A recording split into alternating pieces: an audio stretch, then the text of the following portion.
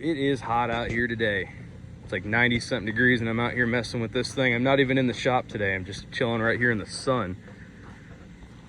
So guys, I don't make these videos to like bash mechanic shops, but sometimes I do make them. That's a lie. I do make them sometimes to bash some of these shops, but this is not necessarily what this video is about here. I just want to give you guys an example of what happens when you don't get a second or even sometimes a third opinion on a car before you commit to having a repair done or go ahead and junk your car.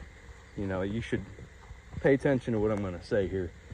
So this is a 2010 Jeep Compass, and this thing was diagnosed from a very, very, very well-known shop.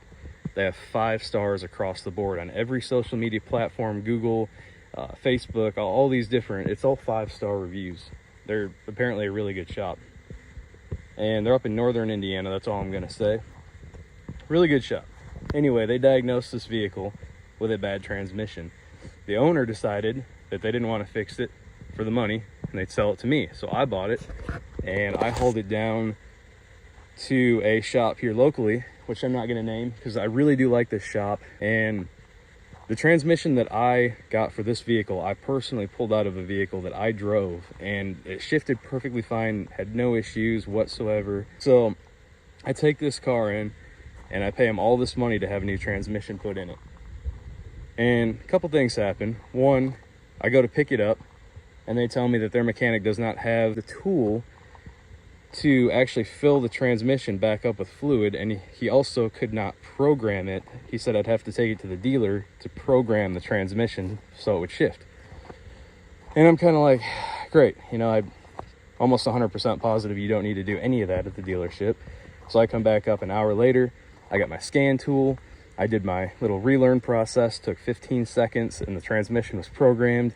And then I brought my tool into their parking lot. I did this all in their parking lot. It took me an hour, and I went ahead, B was attacking me there. I went ahead and filled up the trans fluid, topped it all off, and got it all taken care of.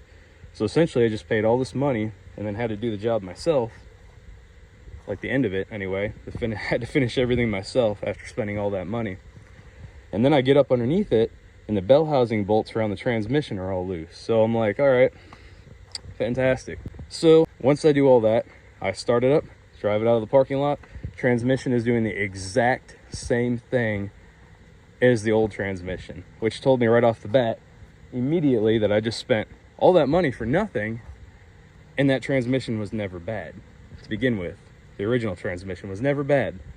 So what happened here was somebody misdiagnosed this vehicle because it was never the transmission. What it really was this box right here. Transmission control module.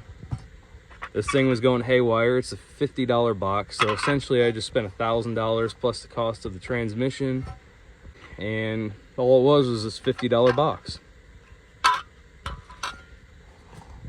This is why you got to take it to a second shop or even sometimes a third shop. I had a girl one time, actually here in Kokomo, she took her car to a shop, which again I'm not going to name, and the shop told her that she needed a transmission. So she went ahead and spent $5,000 on her Jeep. Coincidentally, it was a Jeep. Got a new transmission, and then it did the exact same thing as before with the new transmission. Took it to another shop, and she found out it was just a wire in between the transmission and the transmission control module that I just showed you that was stripped, or it was frayed, and it was touching the body of the car, grounding it out, and it was causing the transmission to go haywire. So yeah, I mean, how pissed would you be if you took your car into a shop, they charge you $5,000, and it turns out that all it was a $50 transmission control module box. That's it. Gotta watch out for this kind of stuff. Now I will give these people kind of a little bit of leeway here, the original shop, because trying to diagnose this is not always the easiest thing to do. However, they should have been able to catch that from the very beginning. I think what they did is looked at it and said, "That needs a transmission because it's not shifting right." Nope,